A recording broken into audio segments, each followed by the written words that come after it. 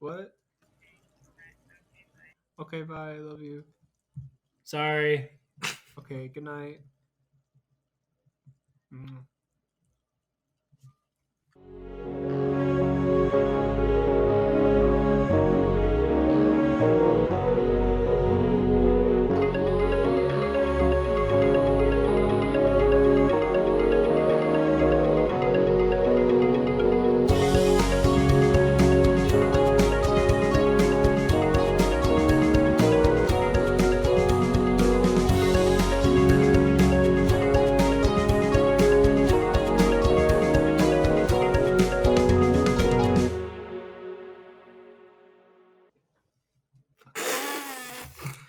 All right, what's going on, all you shaggy goose egg boys? No, this man, So, this Chris man just was hangs on the up phone on with his his wife. on his wife, not by saying "I love you" or anything. He was very sad. No, it was a kiss that he was giving her, but because he was around us, he tried to minimize it. He goes. But it was like you tried to kiss, but you missed, and you're like, God. All right.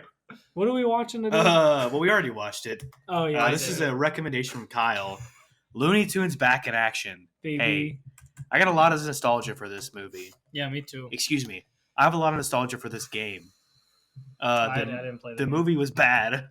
I disagree. I disagree. Hey, well, maybe I was watching it at my parents' house, and my mom is a fan of the podcast, and the rest of my family listens to it sometimes too. But I was watching it with my family, and they kept saying things, and my mom especially, love you, mom. Oh, she's supposed to be on this episode. Well, she's not gonna be awake. Hey, she kept saying stuff, and I was like, "Yo, we can't talk about it. I can't talk about it.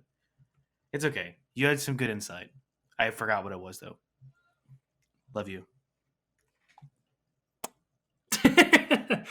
Yeah, that was really interesting commentary, Jake, and I loved hearing the vagueness of your statements there. Well, if it makes you feel any better, I didn't bring my note journal with me, so I did it in another one, and then I cut out the page and pasted it onto my note journal. You can't see it. I taped it in, but it's funny. there. Yeah, I just write it on my phone, and then, And Chris didn't finish the movie. I did.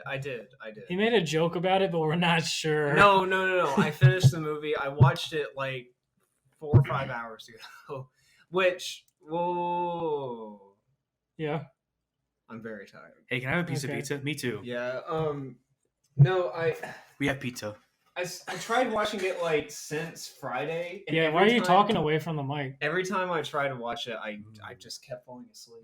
Sweet Thai chili sauce. I like how you're putting the sauce on this pizza I've been working like a minimum in of your 8 fucking hours hand for the past few days. No, I don't want that. It's good. Okay. No, I'll just put it on the first. I like how you put the sauce over your paper notes. Okay. That's okay. What is your wrong? It's pretty good. God. What? Oh yeah, we're recording this late. That's why. Yeah. Everybody's kind of tired. I just got off work. Yeah. Chris just got off. Yeah. I would say vacation. Claire, but but she's in Knoxville. No, I've been. So I rented this on YouTube, and it said published 2011. So I was really worried that I watched the wrong movie. Oh yeah, that's probably when they put it on. But yeah, it was the right one. Yeah, I don't think I've ever seen this movie. Oh really? Yeah, I played the game a lot when I was younger on the GameCube, and it was one of those where I didn't have a memory card, so I would rent it from the library. Yeah, but my progress would never be saved, and I also wasn't good at it. Yeah. So yeah, I have a similar story with Harry Potter and the Order of the Phoenix. I rented that from like a movie rental area. Bionicle, the game that was. Yeah. I wound up having to keep my PlayStation 2 on overnight, which was kind of rough. Yeah. But, yeah, no, I grew up watching this movie a lot, and I really liked watching it because this is the first time I've seen it since I was a child. Yeah. And I don't know when the last time that was. I venture to say like 2006 or 7. And it was interesting to me how well the comedy held up because, like, yeah, there were kid jokes in it, but there was a lot of stuff that I found genuinely like funny. See,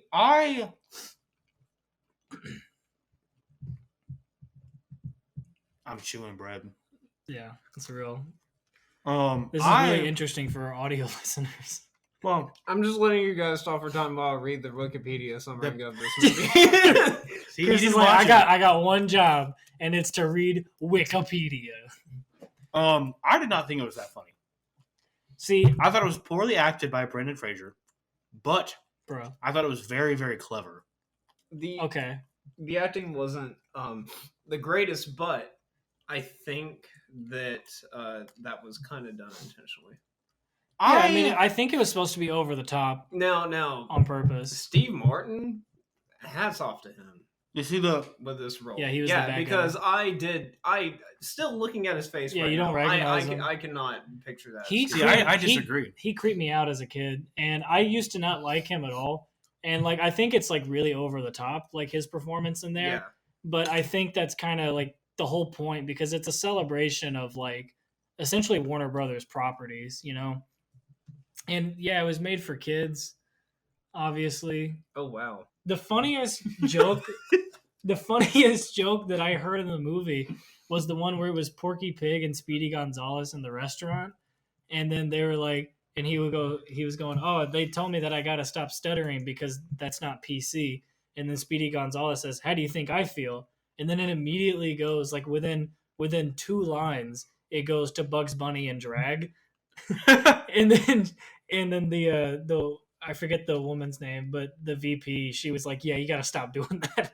I was like, but then he goes, lady, if you don't think a male rabbit wearing women's clothes is funny, then you don't know comedy. And I'm laughing my ass off. I was like, this was made less than 20 years ago.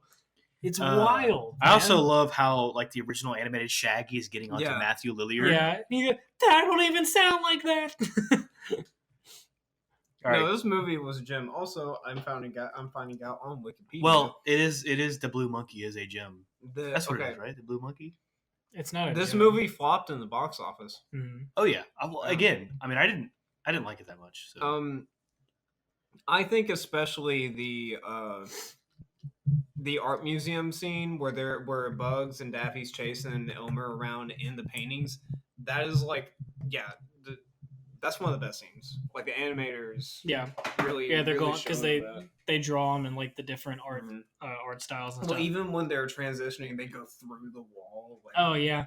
No, I mean, and it's really impressive how it was done in 2003, because there's not a lot of scenes that stand out to me as poor use of digital effects. No, and like granted, like it's clearly hand drawn over the film, like it was in Space Jam, and like it should be in Space Jam 2, Electric Boogaloo. I already don't like that movie. Yeah, exactly. Like I can't get on board, and to me it's like I don't like seeing those characters as 3D models. I don't think it translates. I haven't seen Space Jam. I have an extra copy. I accidentally bought a copy of Space Jam on Blu-ray for $7.50, and I got home and realized I already owned Space Jam on Blu-ray, and I said, shit. So I have an extra copy if you want to have it. Yeah, it was like $7, and I forgot that I had it. Hey man, if you're giving it out like you're giving out books, then I'll take it. Did I give out books? Maps of Meaning. I really don't want to. Oh, that's true. Okay. Well, yeah, but that was also the similar. Yeah, no, exactly. Yeah. Sorry, Chris. I mean, it's something you don't. No, I don't want to do this. It's too bad. That's okay. I did it. I'm just scared. Why are you scared? I don't know. I like this movie, and I remember what happened in it. It's not like a. Just speak from the heart, Chris. That's what I did for Tenacious D. I did it. Yeah, no, good. I was gonna say you don't have to you don't have to capture the movie in every scene. Just kind of give the rundown. Yeah, that's what Thomas said. He just not to compare you to Thomas. I could explain this within 1 minute. The myth, the legend. I could explain this in 1 minute. Well, no, I mean, I want you to, Yeah. So if you want to do it from here, if you want to, do it. Just, don't be nervous. I thought I was gonna burp. Because you know what, Chris? What? However you do it, that's how you're gonna do it, and I want you to do it that way because that's how you're gonna do it. Thank you. That's true. Kyle's making a snap. Hey. Hi, Kyle. Hey. Fuck you, Michelle. Oh, my sister? Okay. Hey, tell Lizzie I said hi. I hope that keeps in the podcast. What we should do is upload this to YouTube, but have this video that I just recorded as the only video element. And it loops? Yeah. Yeah. But it starts when it... Okay. Looney Tunes back in action. Oh, we're doing the recap now. Oh, are we? Okay. Yeah. I wasn't telling you. Okay. I was telling the people. Okay. Chris? Hey! Yeah? Don't do that. Let's restart this start. No, just keep going. What are you doing? He's holding my knee. His hand is still on my knee. Okay, now that we're all holding each other. Okay. Hey, in a triangle, in a circle, whatever shape. You said that in the last podcast. Hey, do the recap. He was Sorry, we're a little rusty. We haven't recorded anything in like 2 weeks. I am very tired too. I'm very tired. I'm Kyle. Do the recap. Your screen's going dark. Jesus Christ. All right, hold. All right. Do the recap. Okay, recap time. Looney Tunes back in action.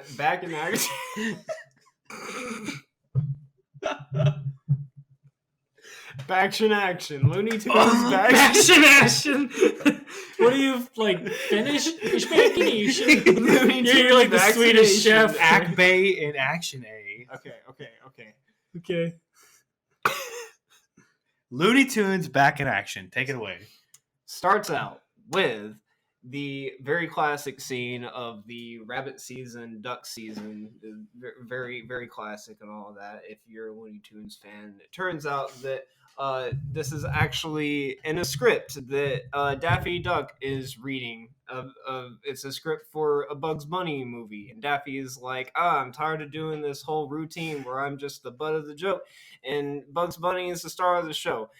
You know what? We don't even need Bugs Bunny. It's like, well, you can't have Bugs Bunny. You can't not have Bugs Bunny in a Bugs Bunny movie. And then this woman, Kate, who will be one of the main characters, she's like, hey, I'm vice president of comedy, and I say that statistics show that you're not as funny as Bugs.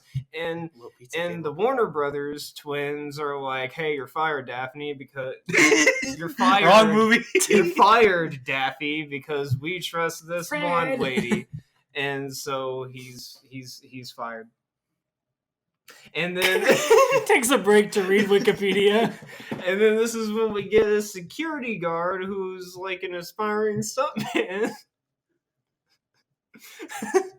Yeah. His name is DJ. He has to escort Daffy out of the building. And Oh my god. No, you were reading it while we were talking earlier. No, I'm scared. All right. I'm scared of. Okay. Hey, is there more pizza? I'll get the pizza. I'm a fat fuck. Okay. We know. Oh. So DJ, who is the stuntman, who is Brandon Fraser, Stop. escorts Daffy out of the place. Daffy rebels a little bit, and he's like chasing him around, and he bumps into Kate and Bugs Bunny, and they talk for a bit, and then Brandon Fraser is like, oh, I chased Daffy because he's in the Batmobile, and then he gets him, and then the Batmobile goes into the Warner Brothers water tower, and it makes a big mess, and it's like, hey, you're fired. You're both fired. You're both out of Hollywood. And so they go to DJ's house, and there Daffy finds out that his dad is a really, really big actor who plays in spy movies. He's kind of like James Bond, and he's messing with all of this stuff, and Brendan Fraser's trying to get him out of there, and he's like, oh, hey, my remote is ringing. He clicks it. He sees a video call from his dad on the TV, and he's beating up a bunch of bad guys. And he's like, Dad, are you okay? And he was like, oh, well, there's something that I need to tell you, but I can't tell you right now. Blue Monkey, go find that in Los Angeles. There's a girl named Dusty Tails who could tell you what I'm talking about. And so he leaves. And so meanwhile, Kate is with Bugs Bunny, and she's pitching the new form of the movie to the Warner Brothers, where it's just Bugs Bunny by himself. and no Daffy and doing the same classic routine. It doesn't work. And they're like, you're fired because you're vice president of comedy and we're not laughing.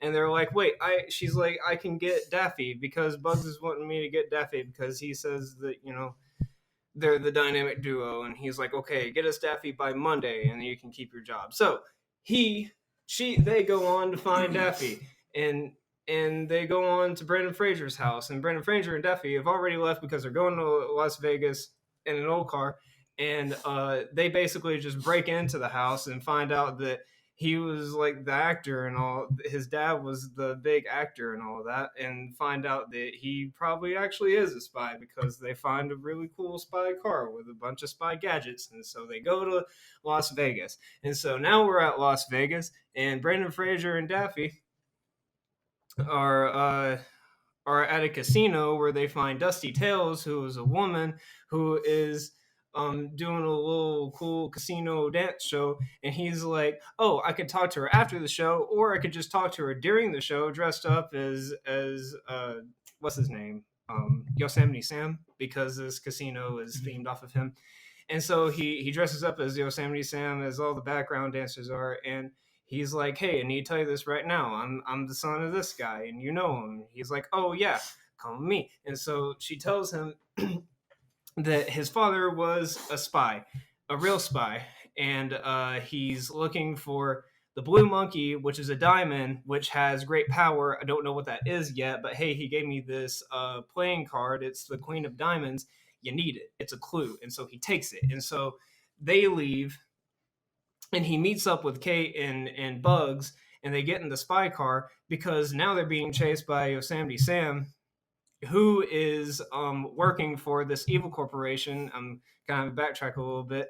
Acme. Yeah, Acme. This evil corporation called Acme, who Acme. really want the blue monkey for some reason. And they have control of all of the Looney Tunes villains. They're basically their henchmen. And so they send out Yosemite Sam to go kill them and get that card so that they can have the clue to get the blue diamond. It's a really cool chase scene because Yosemite Sam like steals a NASCAR driver's car and they get rid of Yosemite Sam. He blows up, and so they fly off in their spy car, and then they crash into the desert. And so now they're like, oh no, we're in the desert. What are we going to do? Well, we're just going to trek through the desert. And Acme is like, hey, let's send out our desert operative, Wile E. Coyote. And Wile E. Coyote doesn't do anything. He basically just blows himself up. He didn't hinder them at all. And so anyway, what is hindering them is the harsh desert of Nevada. They are very tired. They are very thirsty. And they seem like they're at their wits' end, and they may just die of exhaustion. But lo and behold, they see this beautiful oasis, the oasis to every true-blooded American, Walmart. Yeah. They go into Walmart to hydrate themselves with their delicious Walmart products, with the Walmart discounts and Walmart air conditioning. Walmart. And so they leave Walmart, and then they keep trekking. And then he's like, hey, you guys, like, you know, get a car, like, go back to Los Angeles and keep your jobs. This is my thing. I need to find my dad. But the Kate lady, who at the beginning of the movie didn't really seem to like him very much, is like, nah. And so they keep going. And they keep walking, and Brendan Fraser Brendan Fraser disappears. It's like, what? And Brendan Fraser reappears, and he's like, hey, there's an invisible like room here, and it's got AC. Come in. So they go in.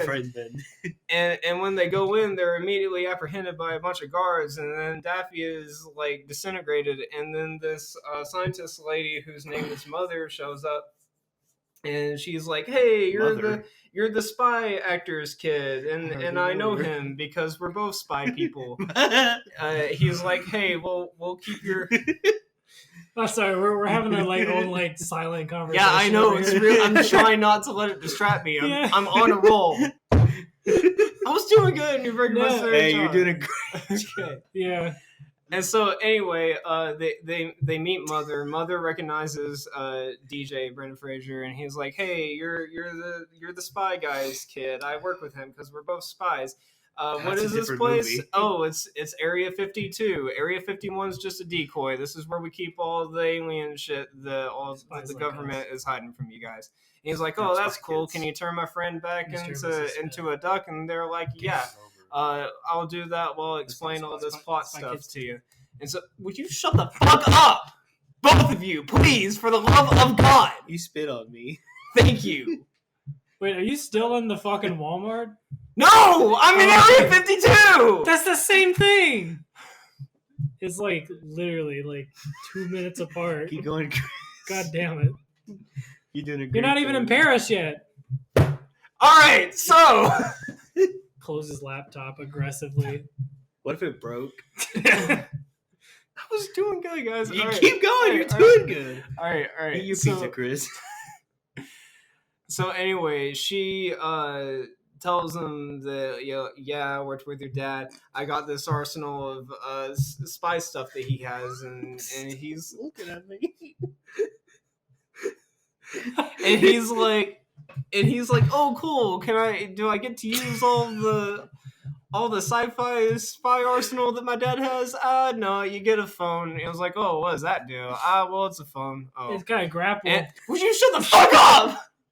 And it has a grappling hook, and it's also a Game Boy. And he's like, "Oh, that's cool. Yeah, also, here's a pair of pants that makes your shit rocket fuel." That's not going to backfire on you in a comedic, cartoonish slapstick way. Meanwhile, by the way, I didn't really get to explain this because these goofballs were fucking up. Hey, remember last episode you said you weren't going to cuss? Sorry.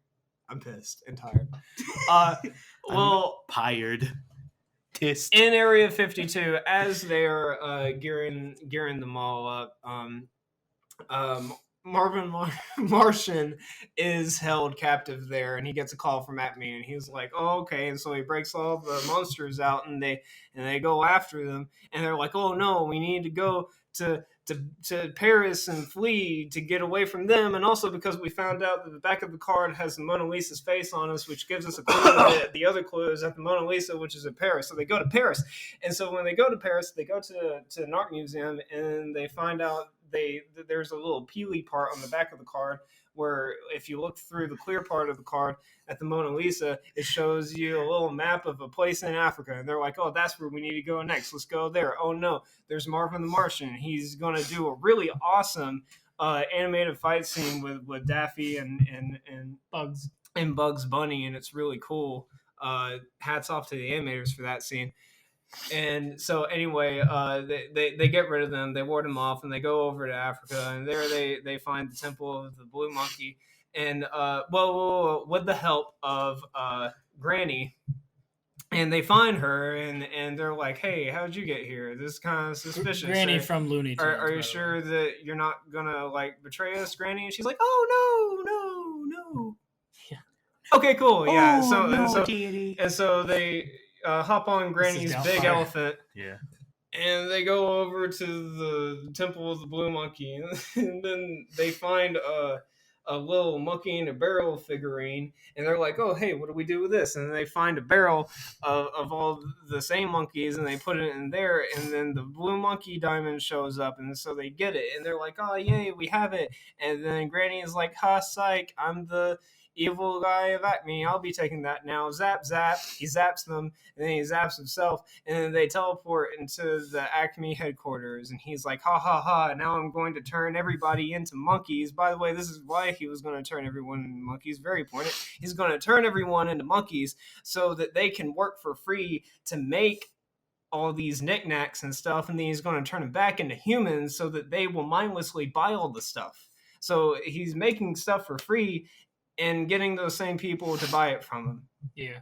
And so, yeah, we'll get into that later. But anyway, he does that. He turns he turns someone into a monkey or something. I can't remember. Anyway, and Marvin takes the blue monkey because it's their plan to put it on a satellite. and then turn everybody except for the main bad guy into monkeys, and so they fly up to space, and then Daffy turns into Duck Dodgers, and then fights off Marvin the Martian alongside Bugs Bunny, who has a carrot lightsaber, and it's really really cool. Yeah. And meanwhile, Brandon Fraser is fighting the other guys, and they win, and then he saves his dad. And he turns the main bad guy into a monkey and cuffs him up, and they're like, "Oh, the day is saved." And then Bugs and Daffy crash into the place, and they're like, "Haha, yay, happy ending."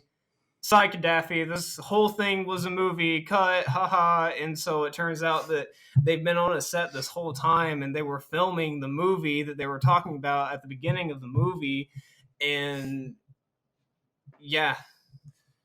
Yeah, that's the movie. The end. That's the movie. It's like Blazing Saddles, but Blazing Saddles is But better. they say less in words. Yeah. I haven't seen the movie all the way. I watched it and I was like shocked. I didn't know how that, many. Really? Well, yeah. Was that a Gene Wilder movie? Yeah, it was. If I'm not mistaken, More like Genius Wilder, am I right, guys? It was Mel Hodges. Mel Brooks' first movie, or Mel Brooks. I think it's Brooks. Yeah, It's Brooks. Yeah, I think that was like his first big movie or something. Hey, so what is what is it about? What's this movie about? Consumerism. That recap was pretty good, huh? So I think it was about. Chris is leaving because of that. I think it was about courage. Yeah, I thought it was pretty good. It was about a lot of things. I think consumerism is the most. I think Hollywood, yeah. I Hollywood agree with Chris on that one. Hey, this is gonna be a bad episode. My favorite. Gonna be. My favorite thing about Hollywood movies is that how like anti-consumerism they are, and then they sell you the movie. Yeah, dude, talk about genius though. Well, no, it shows that they're fucking stupid. Yeah. Who? Hollywood. Oh yeah. Well, this is why I said a bunch of hypocrites. That's why I said Blazing Saddles, because number one, they end on a movie set, but also that's what Blazing Saddles is about as well. Mm-hmm. Is Hollywood's dumb? You hear that? Hollywood, I'm coming for you. The government totally sucks. Hey, you know who said that? Fucker. Thanos said that. Government totally sucks. Tenacious D. Let's go back to last that week. episode. That was a good one. Yeah. You said it wasn't at the end. No, I think. I mean, I listened to it back, and I was like, yeah, I liked it. I think there's a bit of like the shadow, that you're living in or whatever. Because DJ's Damien's son, and Damien's awesome. So DJ isn't, but then he is, and it's like, what the heck? Yeah, but it's the same thing with Bugs and Daffy. Because I actually think this is Daffy's movie, right? And that's why I said it's about courage. Sure. But specifically, I wanted to highlight like what you were saying about the living in the shadow.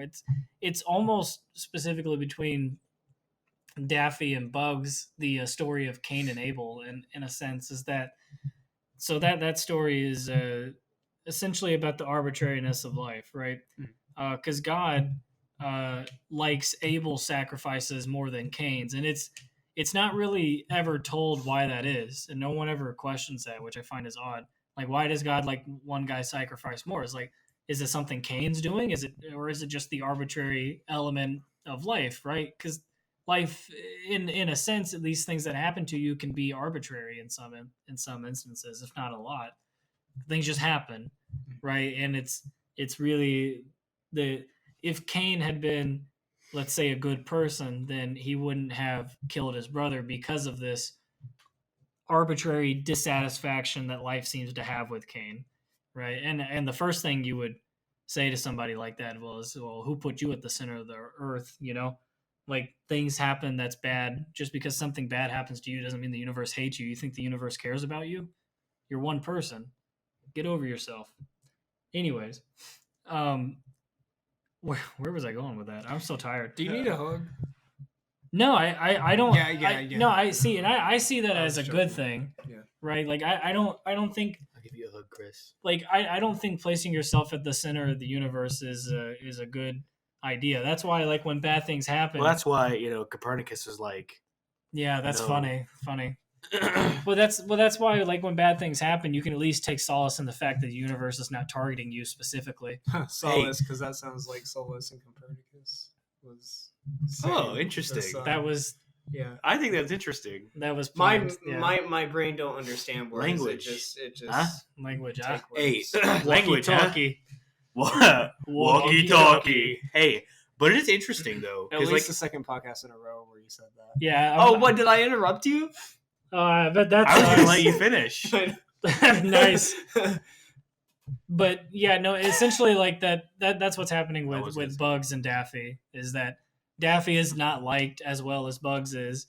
And it, you could say that it's partially due to Daffy's attitude and maybe even his work ethic. But at the end of the day, like, he's still a comedy cartoon character. People just like Bugs more. Yeah. I mean, you look at the cartoons. I mean, they've had separate cartoons before where they don't appear in each other's, and everyone just likes the Bugs cartoons more. And it's like, no one knows why, it just is, And so I think that's an interesting premise, at least for starting like a movie.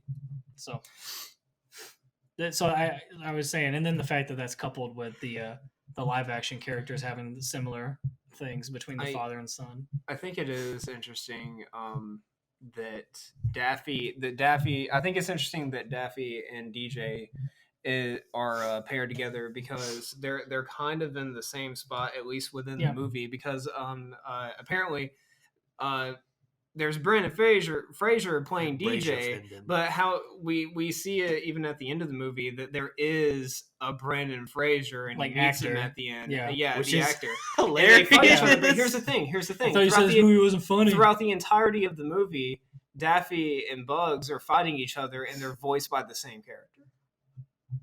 Yep. Wait. So that can be like Daffy and Bugs. Daffy and Bugs are voiced by the same person. They have been for since they Looney weren't. Tunes. They weren't in this movie Since Looney Tunes. Yeah, no, I looked it up. It's not really. Yeah, so Mel Blanc originally voiced all the Looney Tunes characters, but in this movie, it's different people. But the premise still stands. The precedent stands. Yeah. I was gonna say something, but I forgot what I was gonna say. Yeah, just like. But they were living in the shadow. Mm-hmm. But then they both have the potential, and it is Daffy and Breshion favor that end up saving the day. Yeah, and so that's why I say it's a lot about courage, because sorry, I was looking at Chris's screen, because again, it's Daffy who saves the day, right? And the reason I say that is because Daffy is the only one who doesn't know that he's in a movie. He's the only character that doesn't know that, right? Or at least that's what we're led to believe, right? And Daffy, at the very end, when he's going to go fight Martian Manhunter, he was like, yo, I might die. He's like, I don't want to go out there. And yet he does it anyways, right? He gains the courage to do that. And that's wild. So was it the same person? Did, yeah, he did voice. I looked it up earlier. I could have sworn that it said, hold on. It'll just say Bugs Bunny, and then it'll do ... and cut it off. But Joe Lasky was the guy who took who succeeded Mel Blanc, and he played both characters until he died, which was 2016 or 18. I'll be honest. Yeah. No, you're right. Yeah, I was reading a different person. Fact check. All right. Well, yeah. So that stands then. But yeah, I was just saying, in that respect, it's interesting that they paired him with Brendan Fraser and decided to do that whole bit with him meeting himself. Mm-hmm. Yeah. But so yeah, like I was saying, Daffy's the only one who doesn't know that he's in a movie, and yet he risks his life anyways, right? Bugs is not a hero, even though he's made out to be. Does DJ know he's in a movie? No. Well, yes. Yeah, everybody does, because everyone... Except Daffy. Yes. Okay. And so when Bugs goes out to save the day, he's in no real danger. And you can see that in his actions, too. Like, he's clearly not worried about anything at all. He says, what's up, Doc? Yeah. And Daffy is the one who has to put on the courage. And one thing that I wrote down is that sometimes when things are not going well, it's not the world that's the cause. The cause is instead which is currently valued subjectively and personally. right? And I think Daffy's biggest issue is that, well, his priorities are not in line with what reality demands of him, right? What he needs is, he's like, oh man, I want to be as good as Bugs, and then, by the end of the movie, he's, he does do that, but he doesn't do it for the reasons of ratings. He does it to save Bugs' life or everybody else's, right? He does it for a noble cause. Around the whole movie, he's like, gimme. He's always. Yeah, exactly. In the beginning of the movie, when he's getting escorted out, he says, "I'm allowed to steal. I'm a celebrity." Yeah. So that talks about that. Mm-hmm. Also Hollywood. Yeah, I mean, all the fourth wall breaks speak to consumerism. The whole thing about Walmart. Yeah.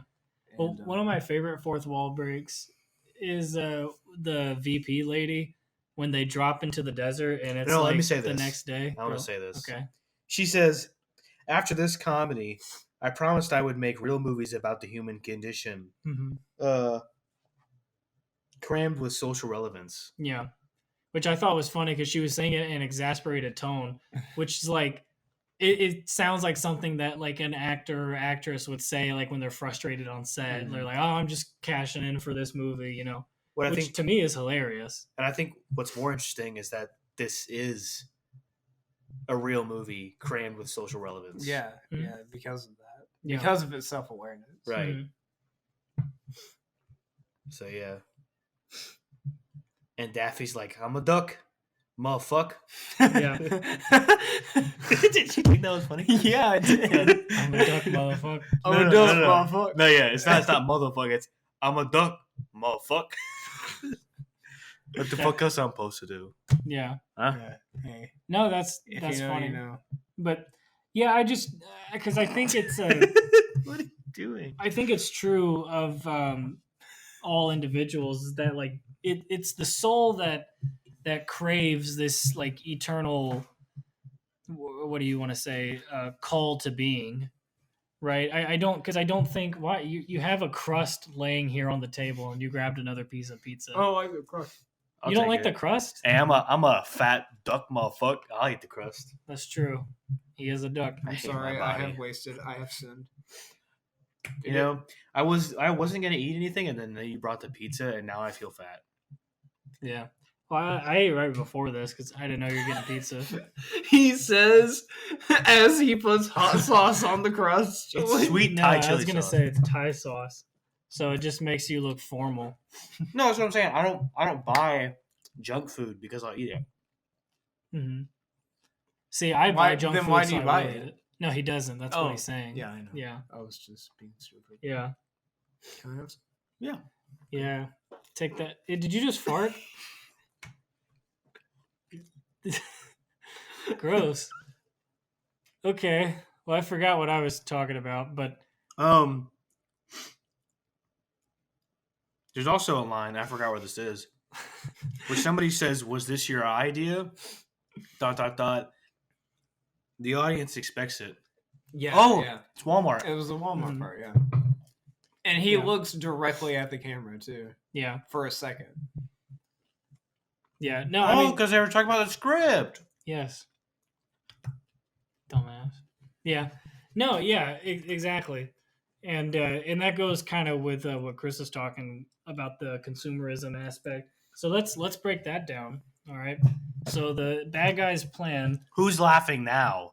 No one. That's what the bad guy says. Because I don't think he was funny. Yeah, I think he was over the top. And I was not laughing.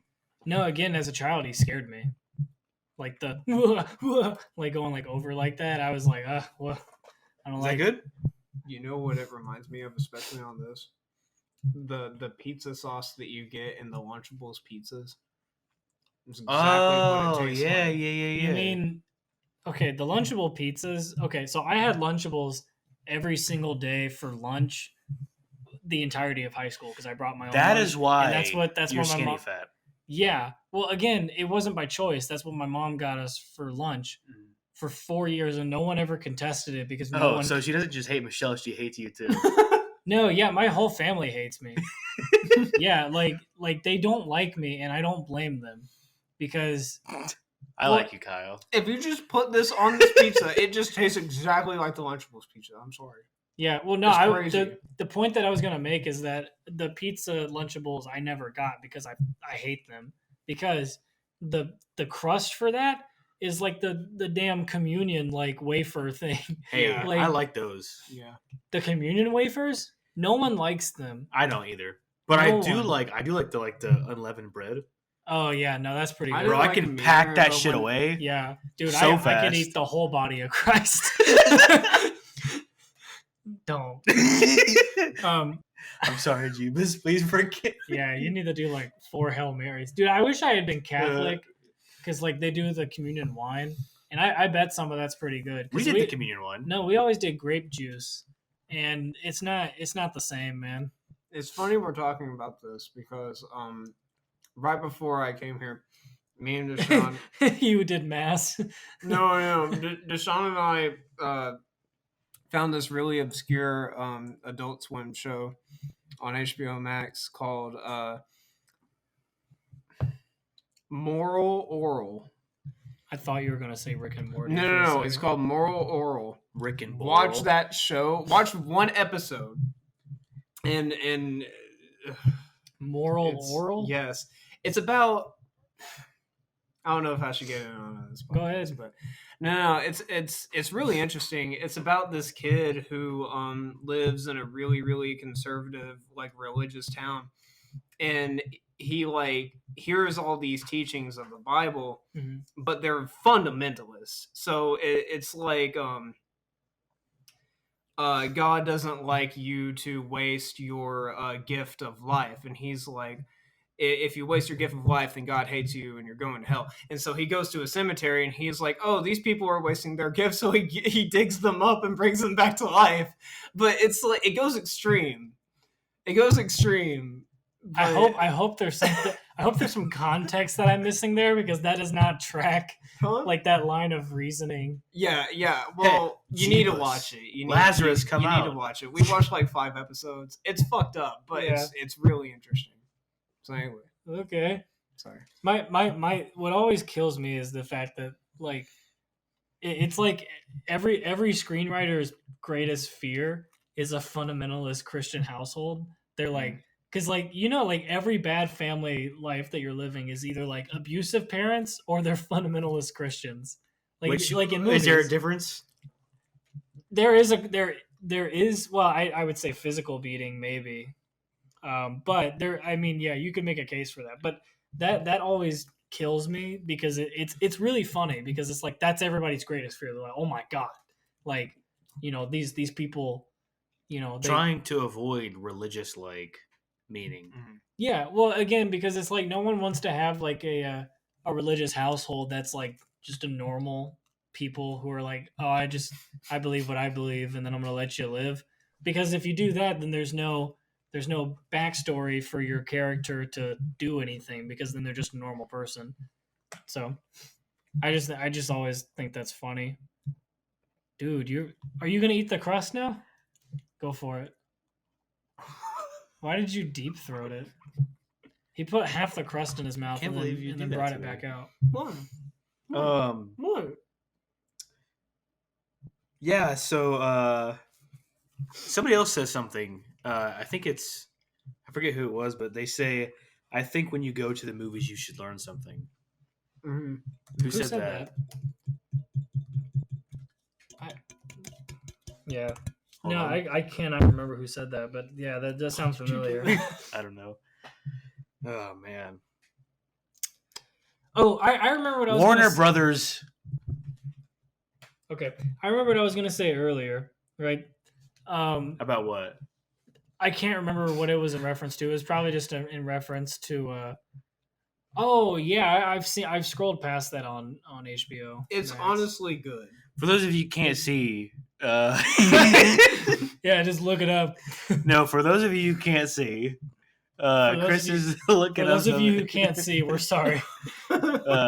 He showed. Have you ever seen Daredevil? You could probably do that. Hey, that's the movie I want to make. So.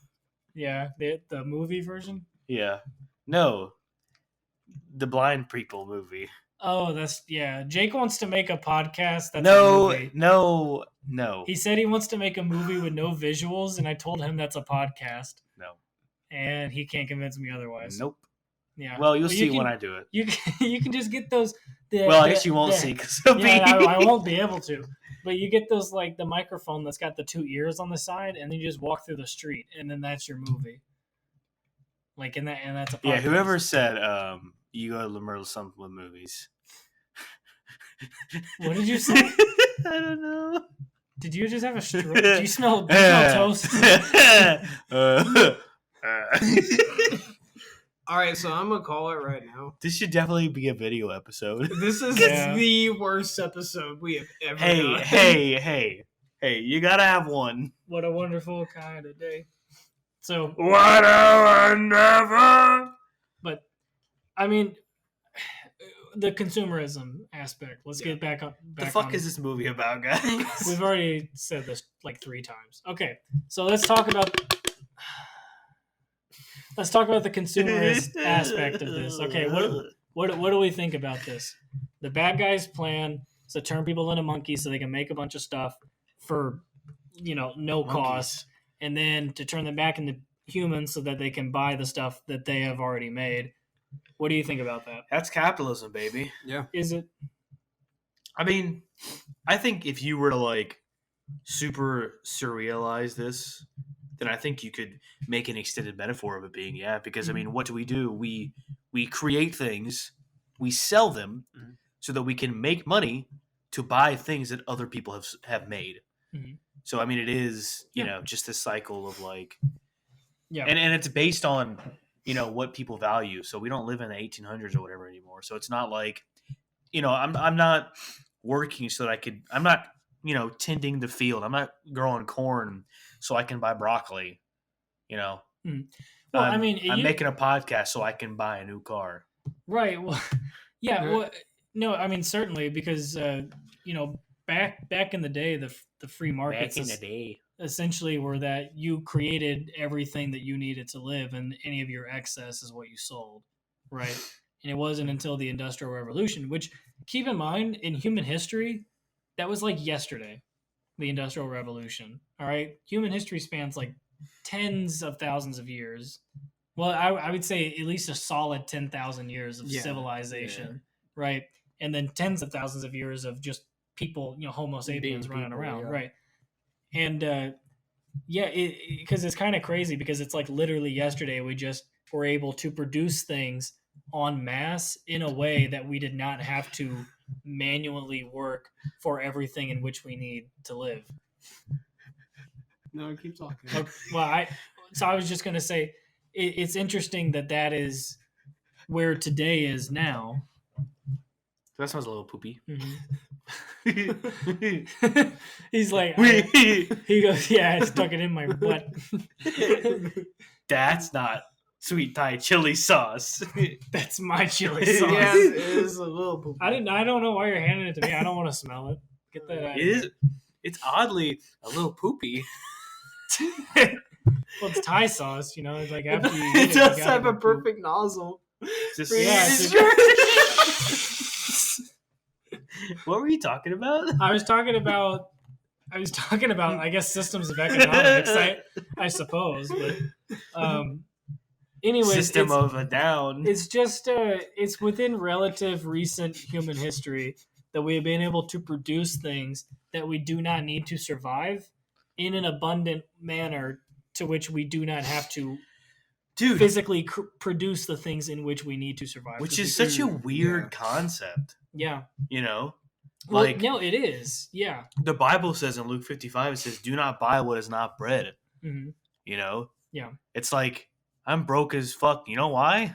Because I buy shit I don't need. Yeah. And then I'm like, I didn't need that. Why did I buy it? Yeah. Yeah. Well, also that to me seems like it's more of an emphasis on, because again, you weren't buying things that you couldn't make yourself, right. And so that's more of an emphasis on keep at do your job, don't waste your time on excesses. Which, why watch movies then? Well, I mean, you could. Well, movies today are what stories were back then. Yeah, there's nothing wrong with like telling stories. Yeah, but why buy why do I have 4 different copies of all the Star Wars movies? Well, that's on you. I don't. Well, see, now that's the consumerism side of Hollywood. It's not really focusing on telling a story. It's focusing on what people would buy and react to more, which is the opening scene of this movie. But why? And I can tell you why because it's I feel like if I can preserve pieces of history, then that's what I should do. But yeah, why? Well, I mean, it exists, so why do I? Yeah, but you're not the only person. That's not like the popular motive of buying a movie. Or like the idea of like fashion, like and I just watched this Cruella a while back. Like fashion, like high fashion people, like the big names will say, "Hey, this is in," basically, and because they're like, "This is in," everybody buys it, and it's this downward spiral where it's like the big people say it's in, so the lesser people buy it, and then because everybody's buying it, it becomes in. Now everybody buys it as a status symbol, even if it's not like fashionable, quote unquote. Yeah, capitalism. Well, yeah, no, exactly. It's because the way that free markets are decided is based on what you're willing to pay, right? Because you as let's say you as someone who is selling a product wants to sell it at the highest amount possible, right? I mean, obviously, right? Yeah. If I'm trying to sell my phone, I want to sell it for as much money as I can get for it. If I could sell it for $1 billion, I would sell it for that. But where your line meets the other person's line is what amount that they're willing to pay, right? And you barter on that, you haggle on that essentially around, and then when you find a set price, that's the price of it. This phone doesn't cost anything. It doesn't cost anything unless someone's willing to buy it. That's what the free markets are based on. Which is crazy, bro. Yeah, because there's no objective value to anything. Or anything physical. There's no objective monetary value to anything physical. It's just what people place on that object. Like this dollar right here Yeah. is worth nothing. Yeah. But because I'm like, oh, that's $1. It's $1. Isn't that whack? Yeah, no, it's just a piece of paper. I honestly, I had like an existential like nightmare like a few years back where I just realized I was like, the entirety of the world's economy could be collapsed by people realizing that these things are paper and that it's based on rocks that are shiny. And it's like, I honestly got like scared. I was like, oh my God. I was like, if enough people realize this, I was like, there's no more money in the world. Like everything collapses. Think about like now we are transitioning like to the idea of like just credit. Yeah. Well, yeah. Basically like nobody has any real money. It's just this like bottle caps in like Fallout. I would even say that that's been true for. I don't think there's a person alive who's actually had to rely on a system of real money, because we used to be on the gold standard, but we're not on gold standard anymore, right? And like the dollar bills are just representations of value of, what am I thinking of? Shit, the value of items that are scarcity. Right. Yeah. Which is crazy because it's like, okay, what does that mean? And no one can really tell you. It's just like it's worth what it's worth. That's why the value of the dollar is not always $1. It changes, right? The value of this, when you do like currency converters, right? You do like a US dollar to a European dollar is worth like like $1.40 or something. It's like because things are different depending on the scarcity of whatever it's all just against. Relative. Like it's fake. It's not. Yeah, it's crazy. So just like Daffy Duck isn't real. You mean like his character or like the being? Oh yeah. He only exists in our mind. Yeah, and on the screen. Well, if you take him off of so does every actor. Well, every character. Yeah, but also an actor is still a person. Like Margot Robbie's still Margot Robbie. But but still, I mean, I feel like the public's view of an actor is not necessarily a representation of who they are. Unless you're Adam as Sandler. That person. Yeah. No, it's like they're selling. Most actors who fall out of Hollywood, who leave Hollywood, is because Hollywood was basically selling them. They were selling the idea of Macaulay Culkin at the time. And which is crazy because he's Macaulay not a good actor. Culkin is like, no, I want to be Macaulay Culkin. And it was like, well, you can be, just as long as you're the Macaulay Culkin that we need you to be. Subway. Wait, Subway. Subway. Everybody wants you to be. No. Oh, I don't know why I Community, specifically Subway? said him. Yeah. It's just like thinking about well, like actors Hannah that left Montana or Hollywood. whatever. I mean, Miley Cyrus, she did. That's what I meant. She's still like active. Yeah. Well, no, I mean, so Jeanette McCurdy would be a good recent example. Yeah. But anyway, continue. No, I mean, I think that's all really interesting, and so rounding back to the movie, to the movie, right? What do you think about the? No, it was, but What do you think about the clear commentary that the movie's trying to set about people essentially being monkeys who make stuff and then go right back and buy that stuff? What do you think about that? And specifically, if you think that is accurate, why do you think that you are participating in that system? I can tell you right now. Mm-hmm. We live in a society. All right. Don't shoot me. Well, I mean, it's because it's a tricky question. How brainwashed we are. Like we are aware that we are being played with, but it's like it's almost we can't help it. It's almost like we found out too late that we have a drug addiction, I guess. And now we're at the point where it's like, yeah, we know I can't exist without it, but we can't. This has always been my life. No, and it's an addiction, and The Social Dilemma is a documentary, fantastic documentary. It talks all about this. Mm-hmm. You know, where it's like primarily one of the huge things they say is like YouTube, like recommendations. Like, don't use recommended because you're playing into the algorithm. Mm-hmm. But at the same time, it's like oh, but I want to watch that. It's on my I want to watch that. It's on my recommendation. Mm-hmm.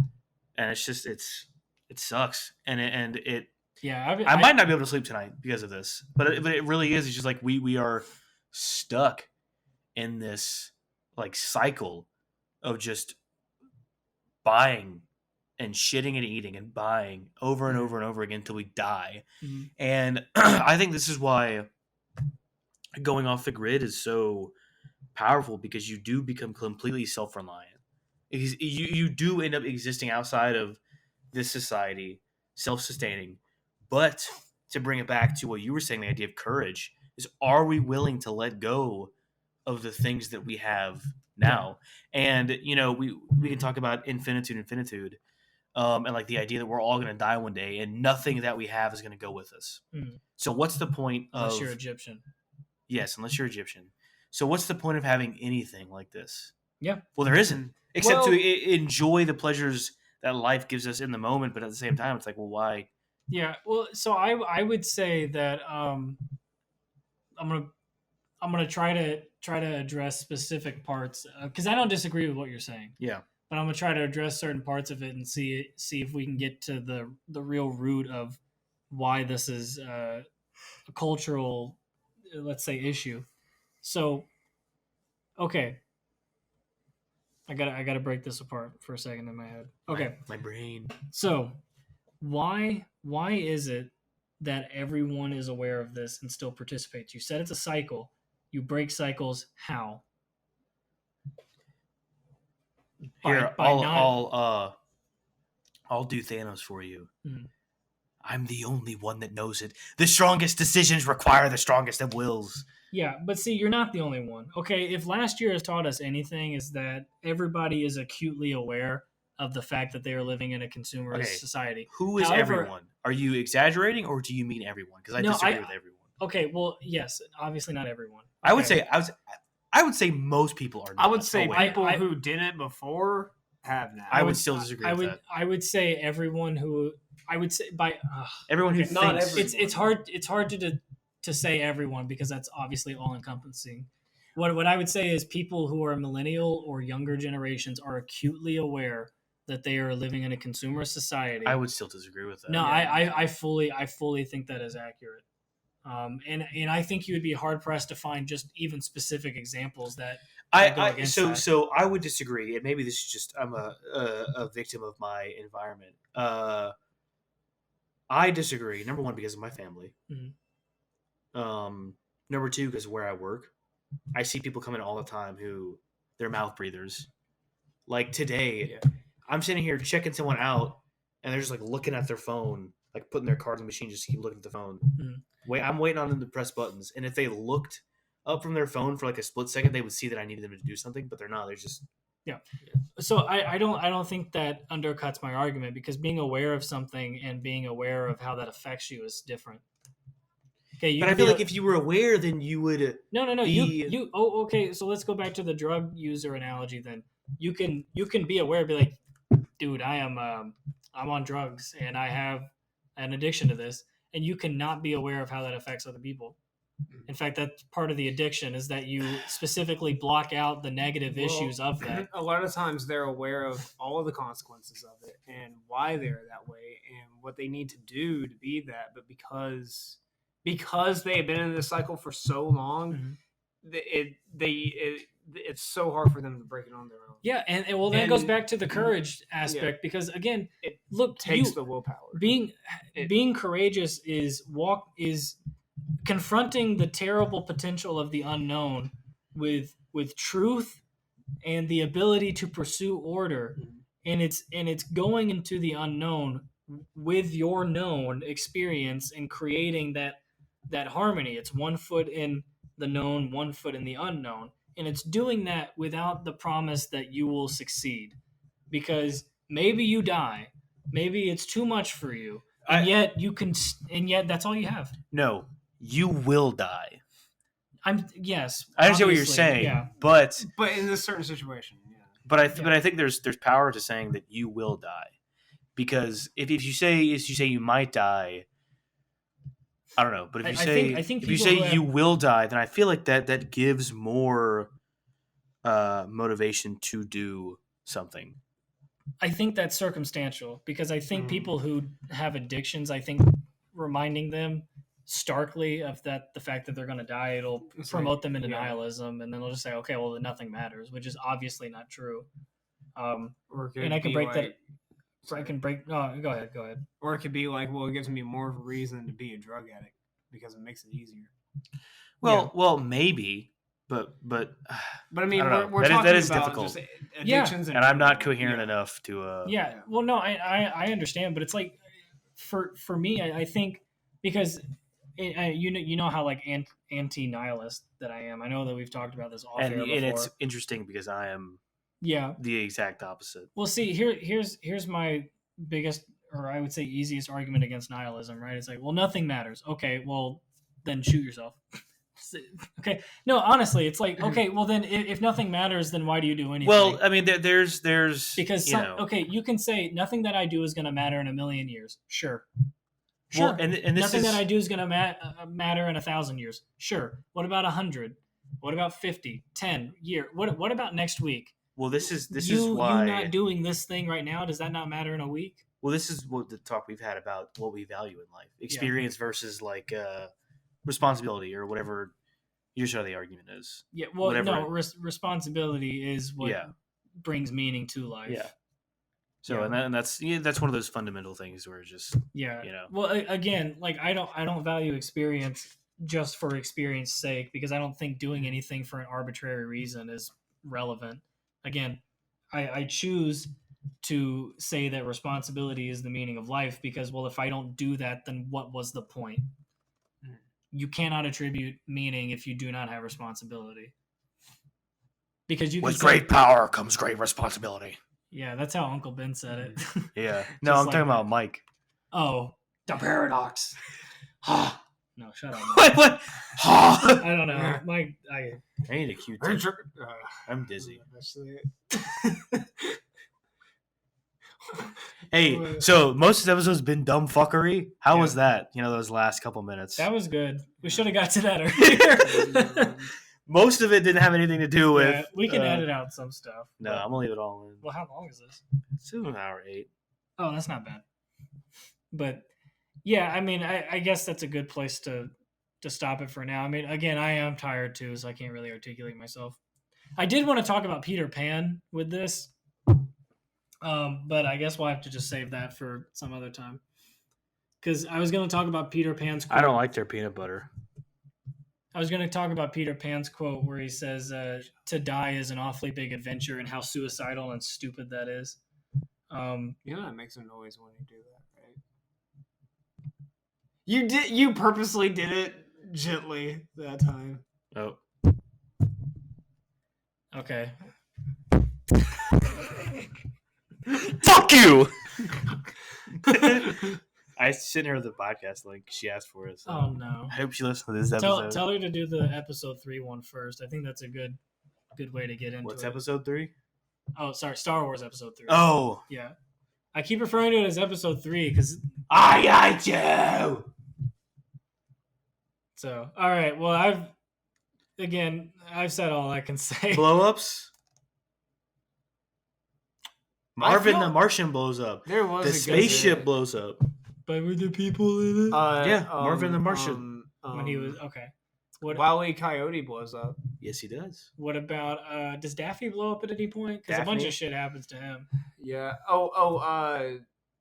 You might have already said it, but... You know what? I don't give a fuck. 4 out of 5. Yeah. Yosemite Sam and his crew blows up. Yeah, 5 out of 5 then.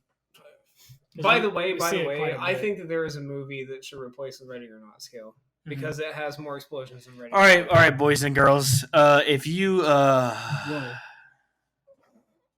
I can just fall asleep right now. Don't do it. If you're tired, tweet us at PacinoPod at Twitter. Yeah. .com. This was a bad idea doing it this late. Yeah, I know. Oh well, we had to do it. Almost. What time is it? It's 11:20. Jesus. At night. If Blow Up said no, Pacino Podcast if you agree with Jake. tell you know what? You know what? That's a good. Tell us God what you. Damn, your hands are warm. What have you been? They bit in my pants. And your shorts. If tell us what you value in life. PacinoPodcast at gmail.com. Yeah. All right. Style. No, freestyle time. It's freestyle time, baby. All All right, let's see. Let's see if I can break this out.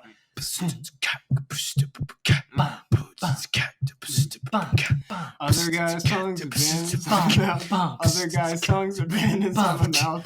That's okay, cause I brushed my teeth since then. And other girls' tongues have been inside my mouth. What the fuck are you singing?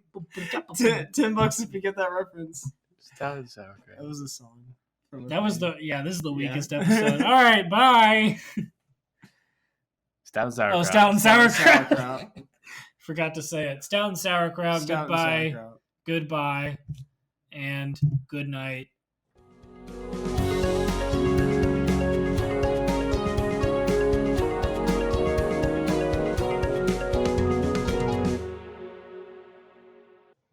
Well, it's a long episode, and a lot of it was just like bullshit. So other guys.